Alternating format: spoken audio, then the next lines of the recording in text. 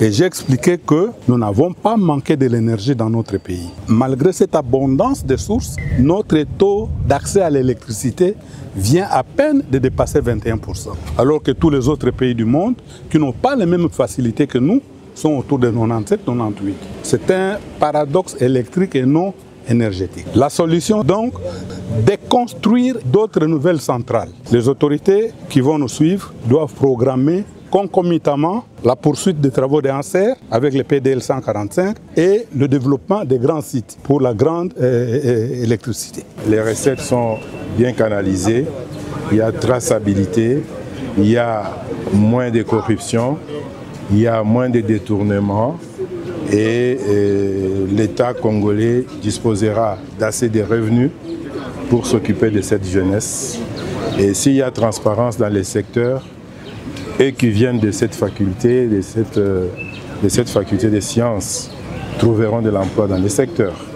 Et s'il n'y a pas traçabilité, j'ai parlé de la sécurité juridique des entreprises qui viennent investir.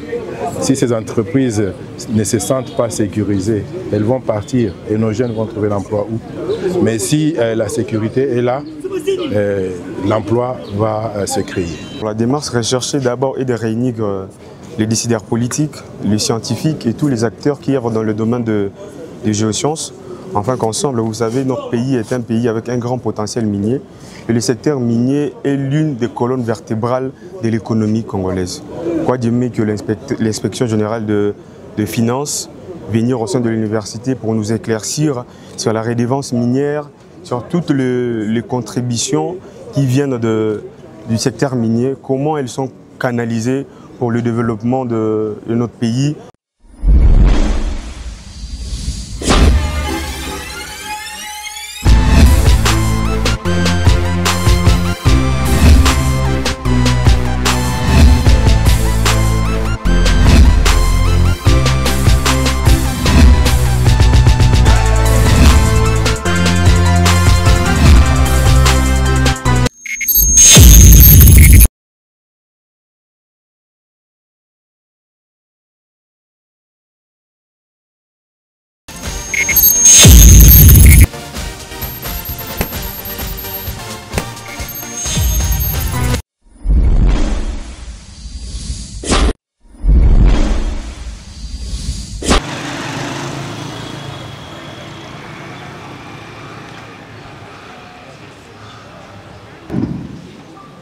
Merci, monsieur le orateur, pour la parole. Monsieur le secrétaire général, le a été tellement enrichissant pour chacun de nous. Et aujourd'hui, nous sommes au deuxième jour pour la suite de cette activité, où je pense sans doute que le modérateur a essayé d'énumérer les différents panels. Et une petite conclusion sera à la fin de cette technique créée par le décret numéro 18006 du 24 avril 2018, sous tutelle du ministère de la Recherche scientifique et l'innovation technologique pour développer d'une façon durable notre pays. Parce que beaucoup de pays, le traitement, la vente et l'utilisation des produits et services et tout cela à partir d'images satellitaires, sauf les choses qui sont effectuées par des privés. Recueillir les données en matière de télévision et technique dans divers domaines et assurer la formation aussi en secteur qui travaillent pour pouvoir fournir de résultats. Il y a besoin de la lumière du soleil pour activer l'information à la surface de la Terre. Et il y a les instruments, ce sont les satellites que vous voyez autour de la Terre, satellites suivis par la Chine avec 600 pays. Et les autres, les pays africains et les autres pays européens, il faut d'abord savoir l'état de la question. Notre pays, la plupart ne sont pas encore totalement localisés. Même pour le développement durable de la RDC. Nous avons deux problèmes. il y a les mines illégales, il y a... Et demain, on n'aura pas d'intellectuels comme vous, et demain, on n'aura pas de dirigeants de ces... Il y a beaucoup de mines illégales. Et de ces côtés, vous voyez, il y a les enfants, et les Centres nationaux d'identifier les nouveaux sites miniers. Il y a beaucoup de sites, il y a des sites à ce travail qui pourra conduire à la certification des réserves. Et encore avec nos partenaires, comprendre l'empreinte actuelle les suivis de la santé des cultures, prédire les rendements des cultures, des événements météorologiques extrêmes.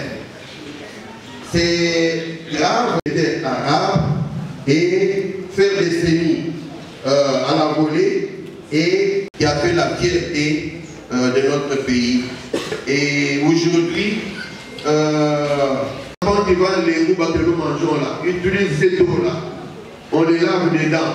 Et les vendeurs de boudin, ils lavent ça dedans et ils nous amènent près de 70% de la population mondiale qui est en train de vivre avec de l'eau polluée.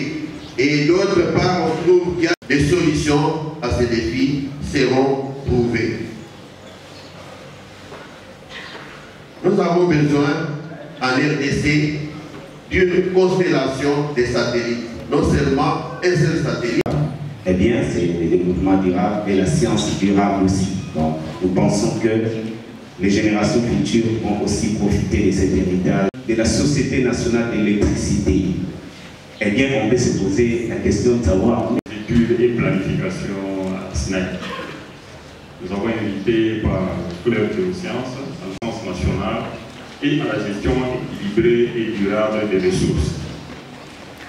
En sommaire, nous allons parler d'abord de l'énergie en RDC, des plans d'équilibre du secteur électricité, et enfin, nous allons parler de la croissance nationale et de la gestion équilibrée et durable des ressources. Traditionnelle. La production d'énergie primaire en RDC provient de déduire l'électricité. Donc nous sommes parmi les pays qui sont vraiment dans le domaine du renouvelable parce que toute notre énergie électrique est produite à partir du renouvelable. Voyons un peu concernant particulièrement le secteur de l'électricité et la Société nationale d'électricité, et j'ai bien le plaisir de représenter en ce moment. Créé en 1970, SNEC a reçu le mandat de produire et de transporter de l'électricité pour en assurer la contribution à la commercialisation sur toute l'étendue de la République. Il existe quelques opérateurs privés et des autoproducteurs indépendants dans le secteur de l'électricité. Identifiez la personne à qui vous posez votre question et vous essayez d'être le plus bref possible. Ça de la faculté des sciences, département géosciences, L1-LMD. Ma question, je n'ai pas suivi le nom de professeur, mais ma question est pour la première personne qui nous a dit. Directeur général du Centre national de télévision. Tolérance, s'il vous plaît, chers camarades. Ma question est celle-ci. À l'heure actuelle, on parle plus de la gestion patrimoniale des ressources aquifères, notamment l'écrémage de gisements est plus jamais pratiqué. Alors, quelles sont les idées de gestion rationnelle sous science de l'intérêt commun et de la prise en compte des impacts sur le milieu et de l'incidence de nos actes sur les héritages des générations futures? Et puis, ma deuxième question. Elle s'adresse à la même personne? Oui. Ok, allez-y. Sur du côté infrastructure économique, est-ce que l'affectation des rares ressources financières à l'érection d'une infrastructure économique est indispensable pour le développement du pays? Merci. Merci. Par rapport à la distribution du courant à Kinshasa, 60%. Mais est-ce que cet accès-là, IALM, vous avez bien évalué vos quantités? Parce qu'il y a plusieurs zones dont jusqu'à aujourd'hui n'ont pas accès à l'électricité. Encore, dans vos villages, de votre projet.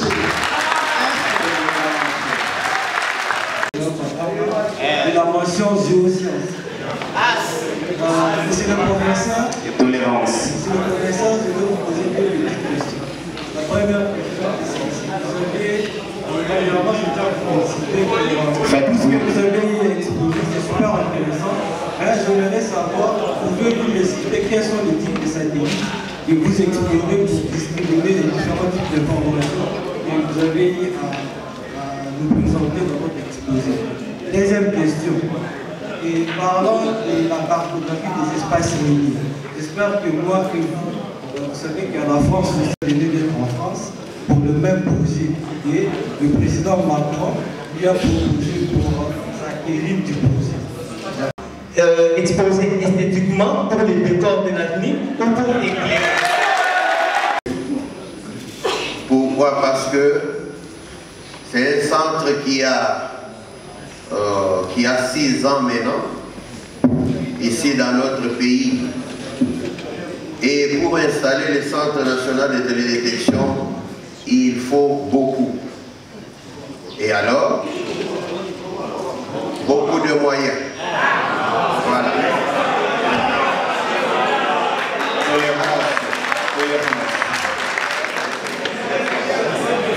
C'est ainsi que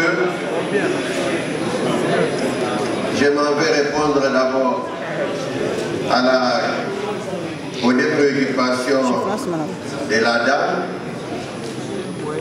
LMD, je n'ai pas bien retenu le nom, qui parle des ressources naturelles. Et sur le plan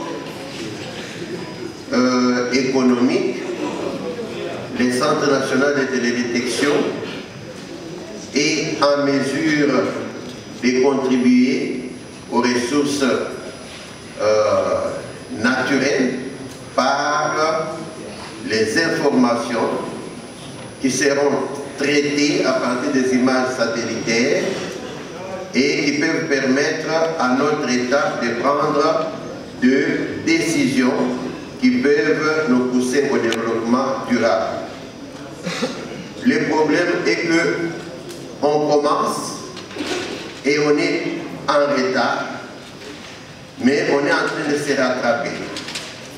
Le Centre national de télédétection travaille, comme je l'ai dit, en transversalité avec plusieurs ministères dans plusieurs domaines. Les ressources naturelles, par exemple, dans le domaine minier,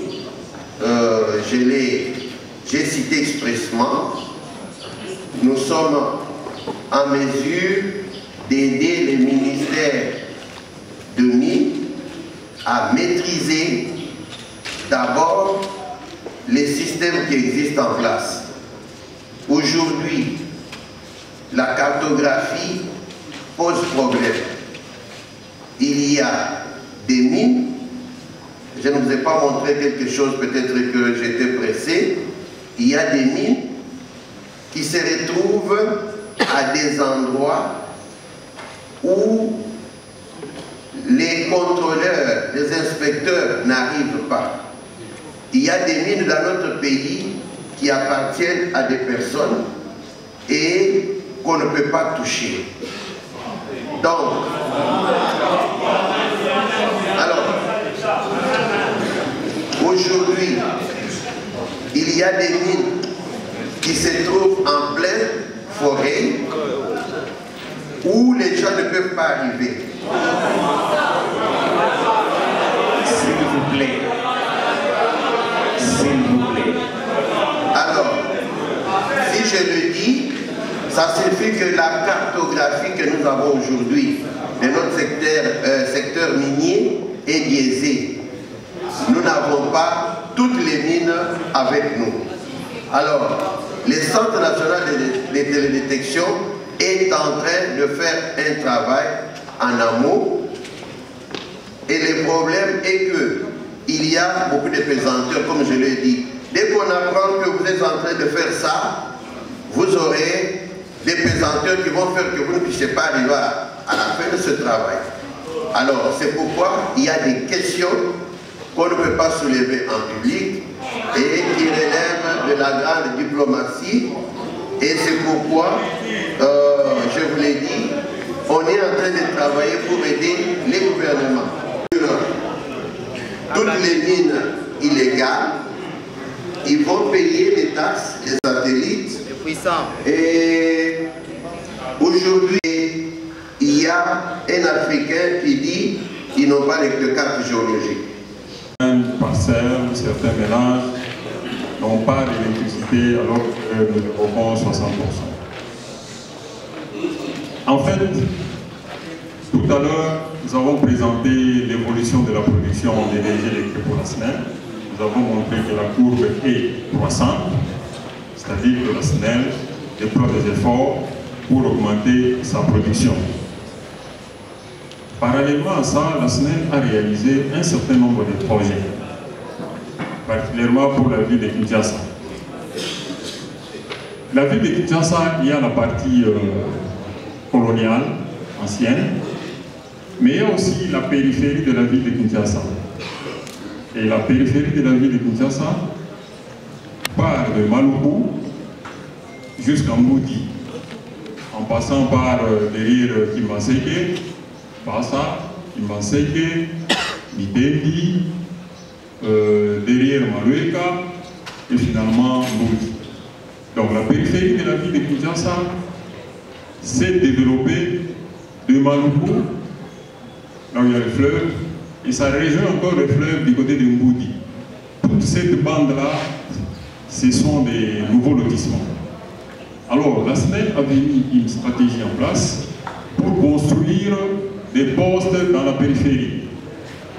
C'est ainsi qu'il y a un poste à Kimbaseke. À Kimbaseke, quand vous allez vraiment au fin fond, vous entrez par la route Mokali, vous allez vraiment jusqu'au fin fond là. SNEL avait construit un poste très récemment.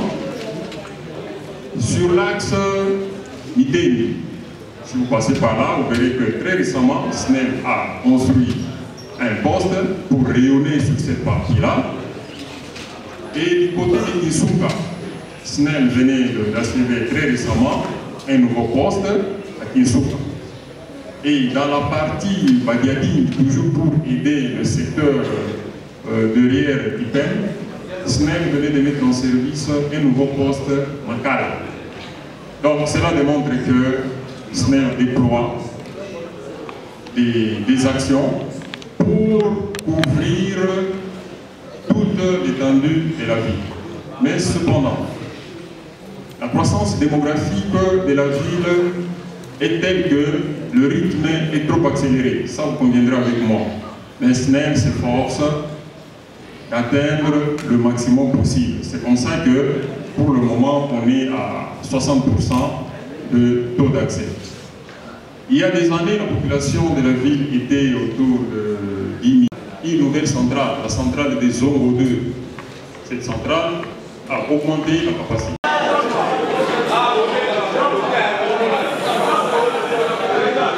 Merci aux organisateurs de ce forum. Ce n'est pas la première fois. Ils avaient pensé également à notre institution l'année dernière, au moment de la 7e édition. Et rassurez-vous que Niger est toujours prête à venir partager avec vous quelques sujets que ce soit sur lesquels vous avez des préoccupations. Mais aujourd'hui, pour ce forum, le sujet qui nous a été donné, c'est celui-là. Impact des missions de contrôle administratif et financier de l'inspection générale des finances dans les secteurs miniers. Puis, des retombées de l'économie sur l'économie congolaise.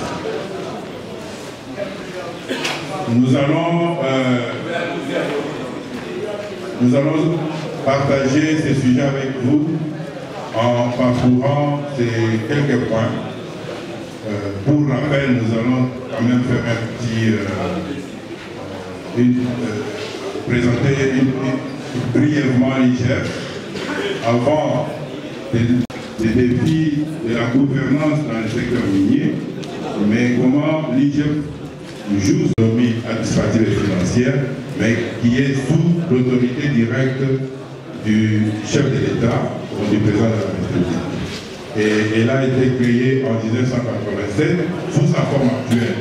Mais l'inspection des finances comme telle, le fait de contrôler les finances, c'est depuis l'époque belge, mais les Congolais ont pris les choses en main à partir de 1968 et le service a pris diverses formes. Si on avait le temps, on pourrait s'étaler, mais nous présentons l'inspection générale des finances dans sa forme actuelle, qui est issue de l'ordonnance numéro 87-323 de 1987.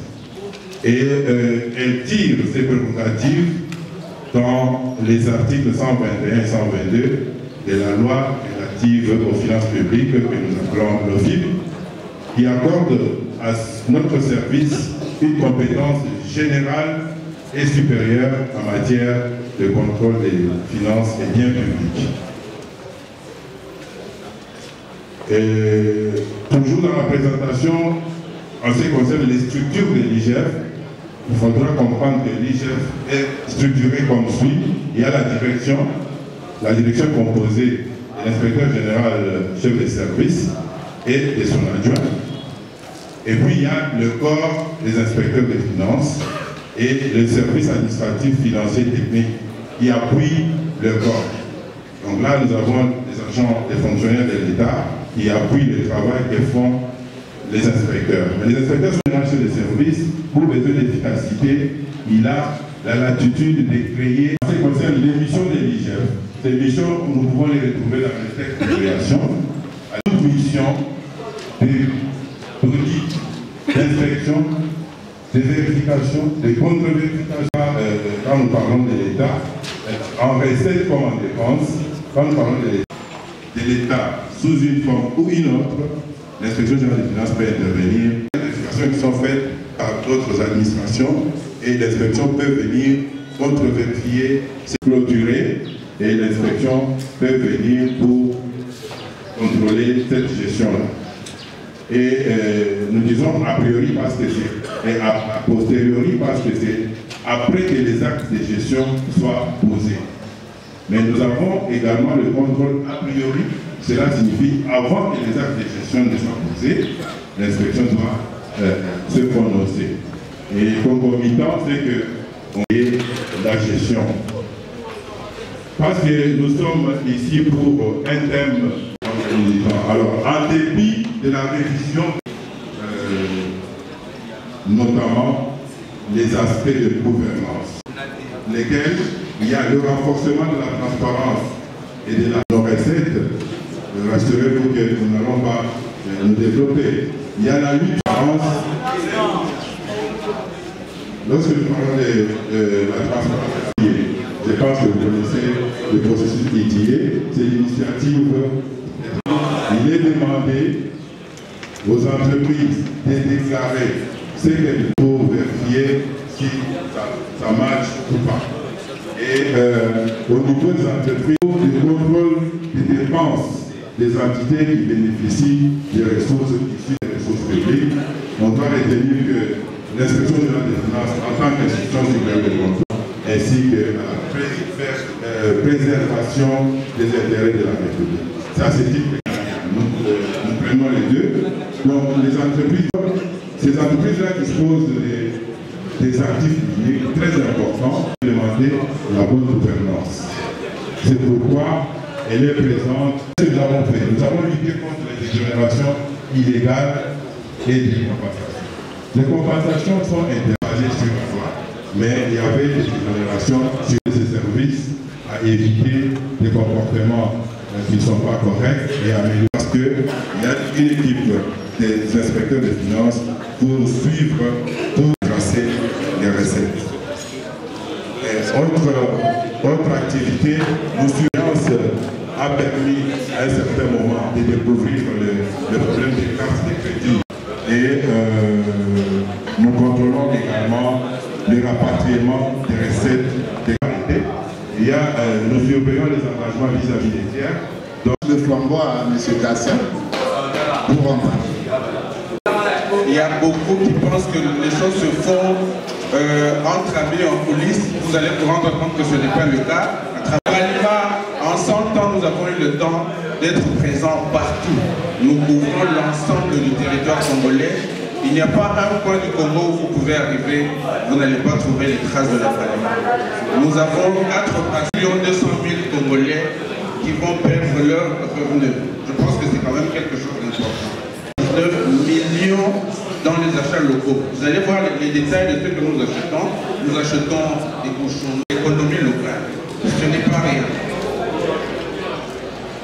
Et je vous informe aussi officiellement ici, avec les organisateurs de l'emploi, je vais leur permettre de monter. Moi, je viens de Heliken à partir de LinkedIn parce que j'ai postulé là-bas.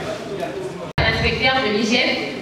Alors, monsieur l'inspecteur, quelles sont les recommandations formulées par l'hygiène pour améliorer la transparence et la gouvernance dans le secteur minier en RDC? La deuxième question m'adresse à la Ralima. Merci. Alors, cher monsieur, quelles sont les personnes... Plusieurs entreprises minières étrangères. Alors, il y a une politique qui est mise là pour la partie que perçoit l'État par rapport à ces miniers. Opération 100 jours et 135 territoires. La liste que l'argent a été versé sorti du budget de l'État, mais l'argent n'a jamais été réuni. Mais les innocents, les gens ont été coupables de tous ces actes-là et de tout l'argent qu'ils n'ont jamais. Merci beaucoup. La question est passée. L'apport de l'IGF à l'opération 145 territoires et 100 jours. Il n'a jamais abouti, mais l'argent a été sorti du budget de l'État. Je crois que cette fois-là, la question a été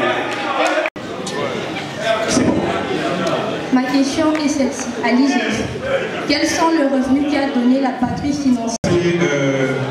Pour toutes ces questions, il montre l'intérêt que vous avez attaché à notre exposé. Je commencerai par, je n'ai pas bien noté les noms des intervenants, vous allez m'exposer. Dans nos habitudes, il faut qu'on sache qui a posé la question. La première question d'une part, qu'est-ce que nous avons fait comme recommandation pour aboutir à la transparence et à la bonne gouvernance dans le secteur minier? Pour arriver à cela, je vous signale que dans le secteur minier, nous avons effectué des missions auprès de la GECAMINE. Nous avons effectué des missions auprès de... Aujourd'hui, là, il y a une mission auprès des Sokimo, la société de Kilomoto, qui est les résultats pour l'instant. Notre équipe travaille.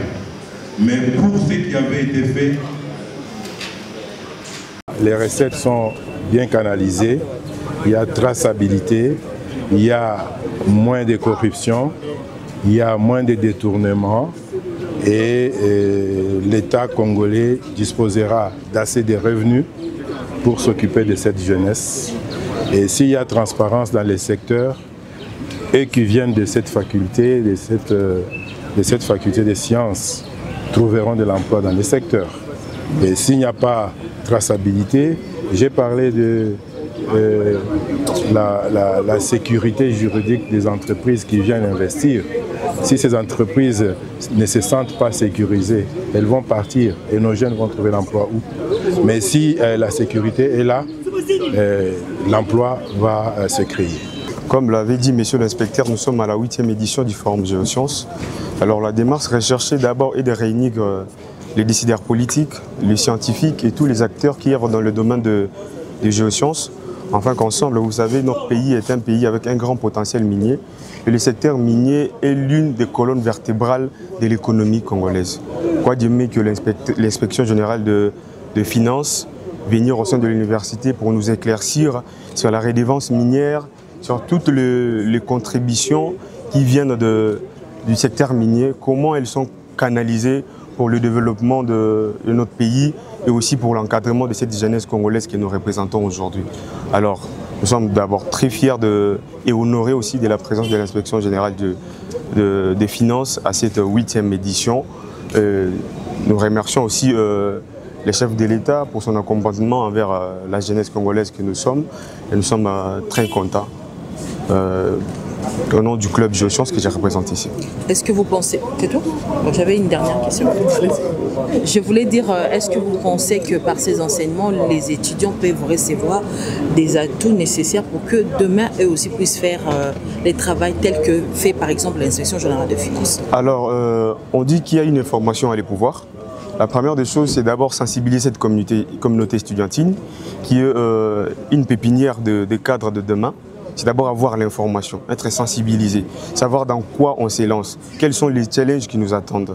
Quand tout le monde a cette information sur les défis auxquels il doit être confronté, je pense que nous aurons à nous préparer, parce que la réussite, c'est lorsque la préparation rencontre une opportunité. Et nous devons être préparés. Qui peut préparer cette jeunesse congolaise si ce ne sont les aînés, les hauts cadres de ces pays qui peuvent prendre cela en charge afin d'assurer le relève pour notre cher et beau pays? Il n'est pas là pour nous donner seulement des diplômes et puis nous cherchons l'emploi. L'université forme des gens qui doivent être capables de donner des solutions aux problèmes qui se posent dans leur environnement. Et ceux qui sortent de la faculté des sciences doivent être capables de nous donner des solutions. Durant les exposés, j'ai suivi l'exposé sur la détection, mais on parle des satellites qui viennent d'ailleurs. Pourquoi les nôtres ne peuvent pas réfléchir et fabriquer des satellites? Donc s'ils le font, nous les féliciterons et nous les encouragerons. Merci beaucoup.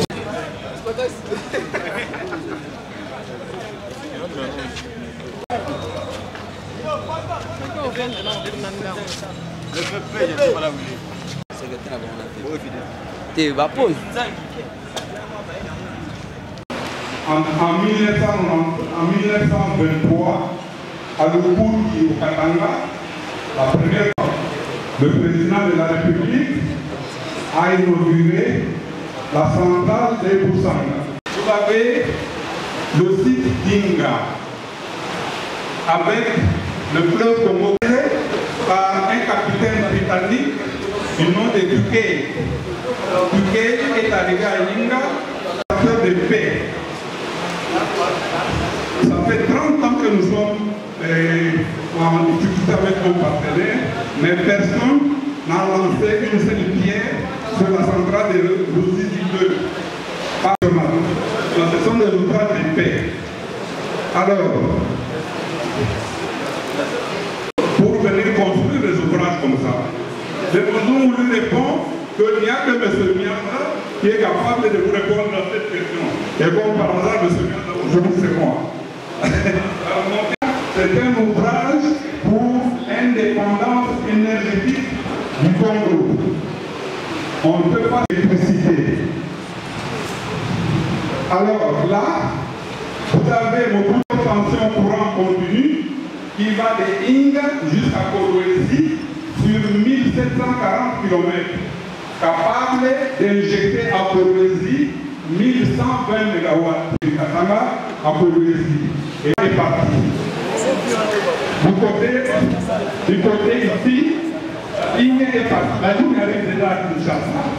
Et à partir de Kinshasa de Mandoko, nous sommes arrivés jusqu'à Bandundu. Et de Bandundu, on devrait prolonger jusqu'à Ikuit et en même temps jusqu'à Bandaka. C'est la seule qui n'a pas été dire parce qu'il n'y a pas eu de financement.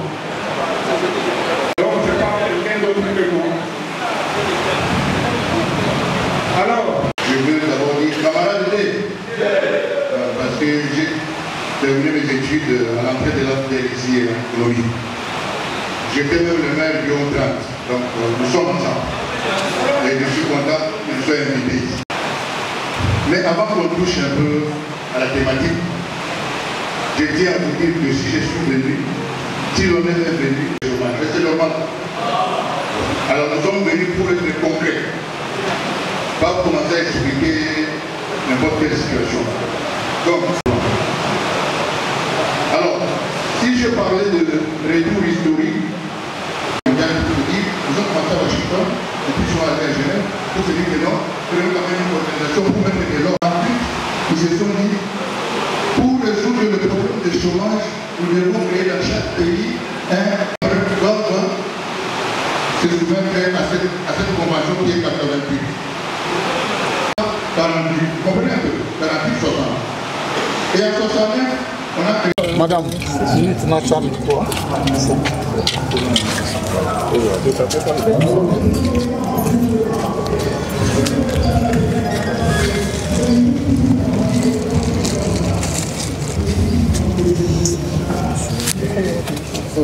Une cravate.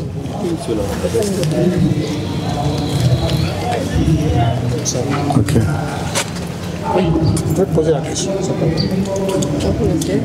Votre intervention, vous êtes penché sur des sous-thèmes, Zoom, sur les paradoxes énergétiques en République démocratique du Congo.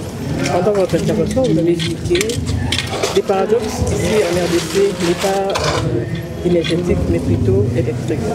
Comment pouvons-nous résoudre ces problèmes? Ok.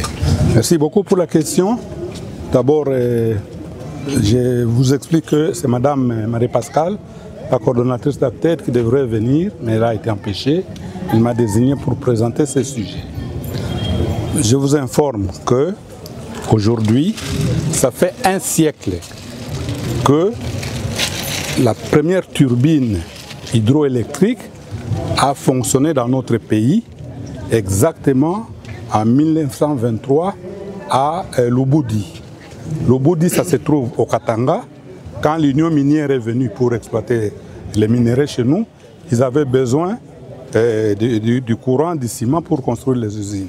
Donc, ils ont construit la première turbine et le 6 octobre de l'année passée, le président Fachi a inauguré la centrale de Boussanga, 240 MW, en 2023. Donc quand vous faites 2023, en 1923, ça fait exactement 100 ans. Alors le problème que j'ai posé, c'est que qu'est-ce qui s'est passé en 100 ans? Est-ce que nous avons manqué de l'énergie ou nous avons manqué de l'électricité? C'est ce que j'ai appelé paradoxe énergétique. Et j'ai expliqué que nous n'avons pas manqué de l'énergie dans notre pays.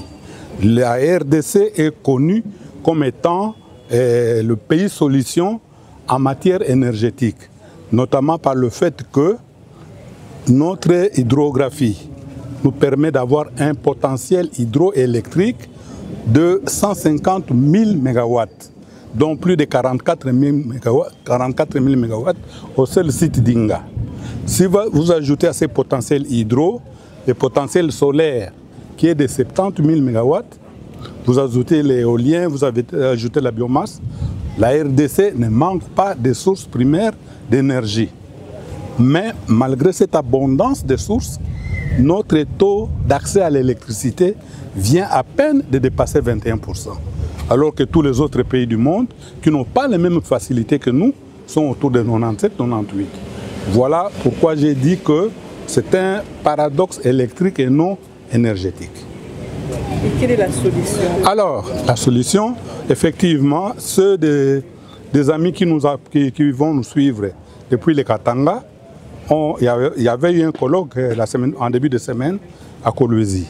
La solution, c'est que la dernière centrale hydroélectrique que nous avons installée dans notre pays s'appelle Mobaïmbongo, mais elle date de 1989. Depuis, on n'a pas construit grand-chose. Il y a le président Kabila qui est venu construire Boussanga, construire Kakobola, construire Katende, construire Zongo 2, que le président Fachi vient d'inaugurer. Il nous reste dans cette gamme-là Boussanga, parce que les travaux ne sont pas encore, plutôt Katende. Les travaux ne sont pas encore terminés parce qu'on a connu un retard avec le phénomène Kabouina Sapou. Les gens avaient abandonné les chantiers, mais les chantiers ont repris. Il y a également Kakobola où on attend d'ici peu la mise en service. La solution, c'est donc de construire également d'autres nouvelles centrales. La centrale dont je viens de parler, la première, de Lubudi, elle est à fin de vie. La durée de vie normative d'une centrale hydro, c'est 100 ans. Donc, si les débits d'eau continuent à couler là-bas, il faut qu'on redimensionne cette centrale. 2. Le président de la République il y a 2 ans, on a libéralisé le secteur de l'électricité. Cette libéralisation, la loi 011/14, a pris de retard pour démarrer parce qu'il lui manquait des organes d'accompagnement. On a créé l'ANSER, on a créé l'ARE. C'est ça qui est en train de faire que le ANSER, avec ce que nous on appelle des off-grid, donc des alimentations off-grid, ça veut dire en français hors réseau. Parce que nos mamans, moi je suis de Boulungu, Bandundu, ma mère si elle vivait encore, elle ne devrait pas attendre Inga. Parce qu'à côté d'elle, il y a du soleil, il y a du vent, il y a de l'eau. Donc si on peut lui construire une source d'énergie locale, ça devrait être ça. Et ANSER est là-dessus, en train d'élargir cette politique du gouvernement pour donner à chaque territoire l'électricité à partir de la source locale. Il y a des gens qui n'ont pas de rivière chez eux, mais qui ont du soleil. Il y en a qui n'ont pas de soleil, mais qui ont du vent. Donc, on serait en train de faire toutes ces sélections pour donner... Alors, je me résume. Le développement de la RDC, le président l'a dit, va venir de l'arrière-pays, des 145 territoires.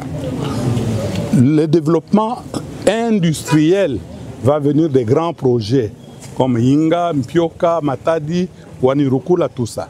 Mais partout où on peut donner de l'électricité à une maman qui a besoin juste d'une ampoule, on doit le faire. Voilà la solution. Nous devons continuer à construire les centrales, les barrages, mais qu'on n'oublie pas qu'un barrage prend du temps. Un minimum de 2 à 3 ans pour faire ce qu'on appelle les études préliminaires, dont l'élément clé là-dedans, c'est la courbe de débit classé. C'est quoi la courbe de débit classé? C'est une courbe qu'on obtient après 3 à 4 ans d'observation au même endroit. La quantité d'eau qui passe et le volume et la hauteur d'eau. De sorte que quand vous avez cette moyenne-là, vous pouvez décider qu'à cet endroit, on peut construire une centrale qui va produire autant. Mais si vous faites ça au hasard, vous allez construire une centrale, 2 ans après, il n'y a pas d'eau. On a cité le cas d'une centrale à Idiofa chez les prêtres, qui a séché et qui est parti. Donc, ça prend un peu de temps pour l'hydro, mais il faut le faire. Il faut le faire. Nous sommes, avec Inga, notre développement industriel. Nous tendons vers l'émergence socio-économique de la RDC. Ça va se faire avec des grandes industries. Nous devons impérativement relancer la construction de Inga. Grand Inga, c'était en 2015 qu'on l'attendait. Jusqu'aujourd'hui, il n'est pas encore commencé. Voilà un peu les enjeux. Les autorités qui vont nous suivre doivent programmer concomitamment la poursuite des travaux des ANSER avec le PDL 145 et le développement des grands sites pour la grande électricité. Merci beaucoup.